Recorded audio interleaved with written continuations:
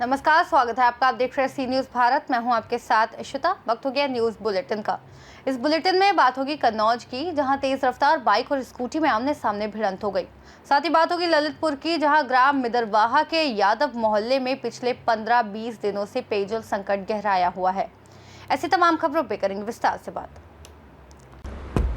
कुक्कुट पालन उद्यानिकी विकास का 3 दिवसीय प्रशिक्षण शिविर कामधेनु महाविद्यालय अंजोरा में 18 अगस्त से 20 अगस्त तक आयोजित था, जिसका उद्देश्य लोगों को स्वरोजगार के लिए प्रशिक्षित करना था और वैज्ञानिक तकनीकी दृष्टिकोण से पशुपालन करने वालों को अधिक से अधिक जानकारी उपलब्ध हो सके।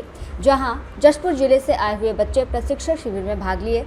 शिविर के अंतिम दिन महाविद्यालय में बैठक रखकर विभिन्न विषयों को लेकर चर्चा हुई और मुख्य अतिथि के रूप में अहिवारा विधायक डोमन लाल कोरसेवाड़ा शामिल हुए।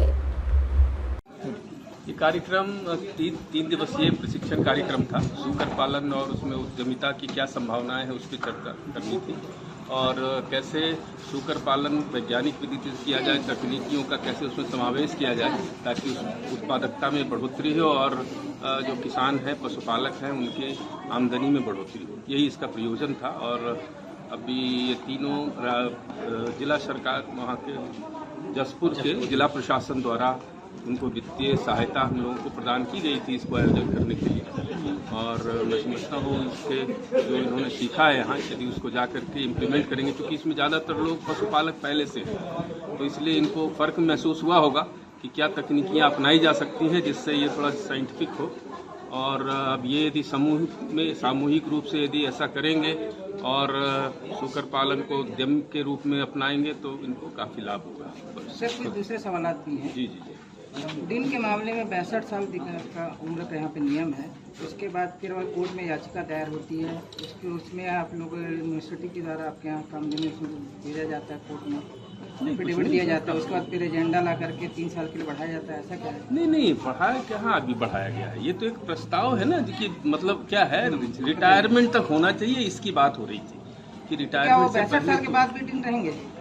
वैसा कुछ नहीं है। अभी तो राज्य सरकार को गया है, जाएगा। अभी तक में आप यहाँ पहुँचे थे तो प्रमोशन का मामला उछला था जिसका आपने रोक लगाई थी। इस बार क्या है? अभी बैठक हो नहीं रही है।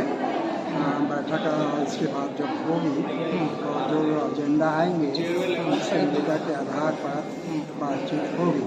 अभी हम कुक्कुट पालन 3 दिवसीय प्रशिक्षण में आए हुए हमारे जशपुर जिला से कुनकुरी और बेतला के क्षेत्र से हमारी बच्चियाँ आई हुई है। उनको 3 दिन का प्रशिक्षण दिया गया है और वैज्ञानिक प्रशिक्षण के माध्यम से स्वरोजगार उपलब्ध कराने की योजना को प्राथमिकता दी है। और ऐसे अवसर पर मुझे इसका प्रमाण पत्र वितरण हेतु मुझे आमंत्रित किया गया था, जिसमें अपनी उपस्थिति प्रदान किया हूँ। बहुत बहुत जय हिंद, जय भारत, जय श्री। आज मंत्रिमंडल का भी विस्तार हुआ उसके लिए बधाई के पात्र हैं हमारे गजेंद्र यादव जी और हमारे सुखवंत गुरुदेव और राजेश अग्रवाल जी, तीनों मंत्रियों को अपनी ओर से बधाई देता हूँ। अच्छा गुरु जी, बताएंगे यहाँ पे बहुत सारे भ्रष्टाचार के मामले हैं, उसमें किस प्रकार का आगे रणनीति बनेगी, किस प्रकार की कार्रवाई सुनिश्चित होगी? अब उसमें पहले तो देखेंगे हम कि कार्रवाई क्या हो रही है। दूसरी बात है, पहली बैठक में हम लोग आए हुए थे और उसमें जो बातें छन के आई है उस पर पुनः विचार हुआ है और निश्चित तौर पर ऐसा कोई ज़्यादा मेरे को देखने को नहीं मिलता कि किसमें भ्रष्टाचार है या कुछ। दुर्ग छत्तीसगढ़ से सी न्यूज़ संवाददाता धर्मेंद्र गुप्ता की रिपोर्ट। तेज रफ्तार बाइक और स्कूटी में आमने सामने भिड़ंत हो गई। हादसे में बाइक सवार एक युवक की मौत हो गई। जोरदार टक्कर से स्कूटी 2 टुकड़ों में बंट गई। शराब पीकर गाड़ी चला रहे थे स्कूटी और बाइक सवार। हरदोई जिले के संदीप की हादसे में मौत हुई। बाइक और स्कूटी चालक गंभीर हालत में हायर सेंटर रेफर किए गए। सदर कोतवाली क्षेत्र के सरायमीरा में देर रात हुआ यह हादसा। कन्नौज से सी न्यूज़ संवाददाता महेश गौड़ पप्पू की रिपोर्ट।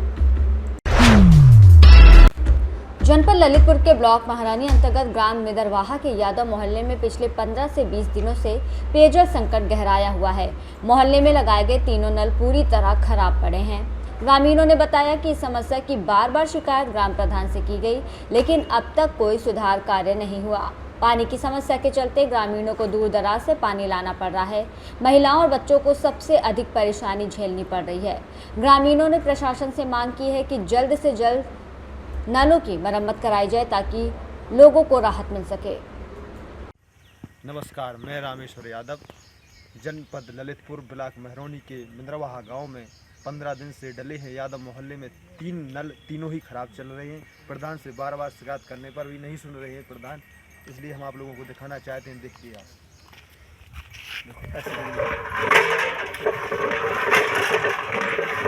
ललितपुर से सी न्यूज़ संवाददाता ऋषि तिवारी की रिपोर्ट।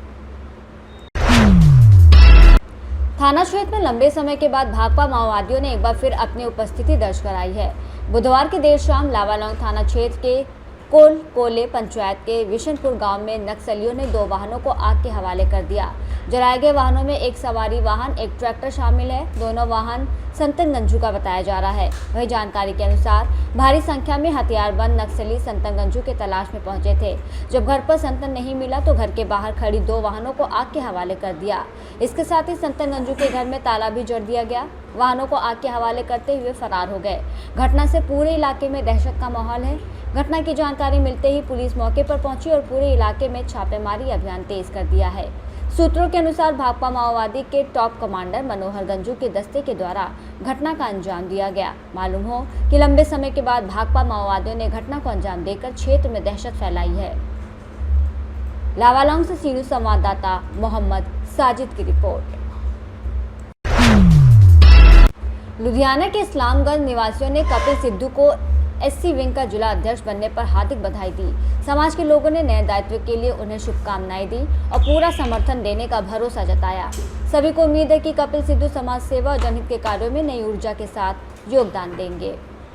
लुधियाना से सी न्यूज़ संवाददाता विकास की रिपोर्ट। नंदुरबार में आगामी गणेश उत्सव और ईद मिलादुन्नबी के मद्देनजर नंदुरबार शहर में आईजी की अध्यक्षता में एक महत्वपूर्ण शांति समिति की बैठक हुई। इस बैठक का उद्देश्य त्योहारों के दौरान जिले में शांति और भाईचारे का माहौल बनाए रखना था। बैठक में जिले के सीरत कमेटी, विभिन्न गणेश मंडलों के पदाधिकारियों और शांति समिति के सदस्यों ने बड़ी संख्या में भाग लिया। बैठक में जब जुलूस की तारीख बदलने का मुद्दा सामने आया तो सीरत कमेटी के सदस्य सैयद फरहत हुसैन ने अपनी बात मजबूती से रखी। उन्होंने कहा कि त्योहारों की तारीख आगे पीछे करना किसी समस्या का समाधान नहीं है। उन्होंने जोर दिया कि असली जीत तभी होगी जब सभी लोग अपने अपने त्योहार पूरी आज़ादी और भाईचारे के साथ मनाएं। सैयद फरहत हुसैन ने प्रशासन से अपील करते हुए कहा कि किसी भी शरारती तत्व को ऐसा मौका नहीं मिलना चाहिए जिससे वो मंदिर या मस्जिद के सामने गलत नारेबाजी करके माहौल खराब करने की कोशिश करे। बैठक में सीरत कमेटी की ओर से हेरा इंग्लिश स्कूल के चेयरमैन सईद नूरी ने भी अपनी बात रखी। उन्होंने बताया कि इस बार जुलूस मोहम्मदी किस शान से निकाला जाएगा और इसके लिए कमेटी ने किस तरह की योजनाएं बनाई हैं। उन्होंने ये भी बताया कि कमेटी इस शुक्रवार से शहर के हर मुस्लिम इलाके में मीटिंग लेकर हर मोहल्ले से 11-11 लोगों की एक समिति भी बनाने जा रही है। इस महत्वपूर्ण बैठक में आईजी सहित पुलिस प्रशासन के सभी आला अधिकारी मौजूद रहे। उन्होंने भी नागरिकों से त्योहारों को शांति और सद्भावना के साथ मनाने की अपील की है। नंदुरबार से सी न्यूज़ संवाददाता फहीम की रिपोर्ट। खबर गुजरात के अरवली से, जहां मोडासा तालुका के साकरिया गांव में तस्करों ने मारुति नंदन ऑर्किड के बाहर खड़ी एक इको कार चुरा ली। ये चोरी का पूरा मामला सीसीटीवी कैमरे में कैद हो गया है। दुकान मालिक दिनेश भाई कुमावत, जो परिवार के साथ खजुरिया श्याम पद यात्रा पर थे, जब लौटे तो कार चोरी हो चुकी थी। उन्होंने तुरंत पुलिस को सूचना दी, जिससे मौके पर पहुंचकर जांच शुरू कर दी गई। स्थानीय व्यापारियों और ग्रामीणों ने इस चोरी को लेकर चिंता और भय का माहौल व्याप्त बताया, जहां पीड़ित ने पुलिस से उम्मीद जताई कि तस्करों को जल्द पकड़ लिया जाएगा। मारू नाम दिनेश भाई रोशनलाल कुमावत है। हूँ साकरिया गाम में दुकान चलाऊँ छे। मारी गई रात्रे मारी गाड़ी इको गाड़ी जीजे 15 CL 1340 चोरी थी है। અમે શામલાજી જે ખજુરેશ્યામ પેદલ યાત્રા જતા હતા એમને જમાડવા માટે ગયા છે, પાછા આવ્યા રાતને પછી એ 3 વાગ્યા પછી કે અમારી ગાડીની ચોરી થઈ હશે। એના માટે અમે પોલીસમાં જાણ કરી છે, એ પોલીસ તપાસ કરે છે। अरवली से सी न्यूज़ संवाददाता जगदीश सोलंकी की रिपोर्ट। खबर अरवली से, जब मोडासा तालुका स्थित लिम्भोई आदर्श विद्यालय हाई स्कूल की बस दुर्घटनाग्रस्त हो गई, जिसमें बस में सवार 35 बच्चे घायल हो गए।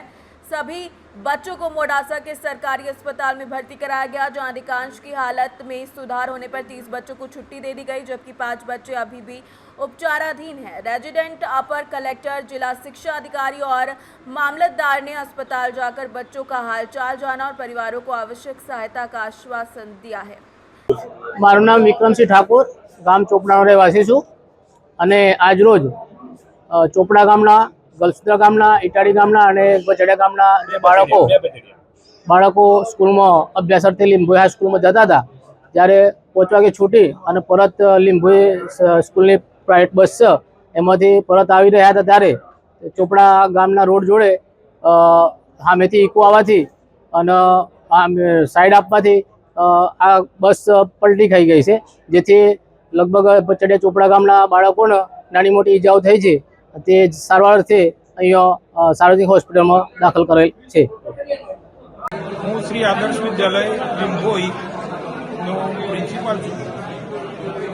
દરરોજ અમારા ટ્રાન્સપોર્ટેશનની ગાડીઓ અમે સાચવવી છે, ડ્રાઈવરો પણ વ્યવસ્થિત રાખેલ છે અને ટાઈમસર જોઈ છે, પણ ચોપડા જે હાઈસ્કૂલ છે,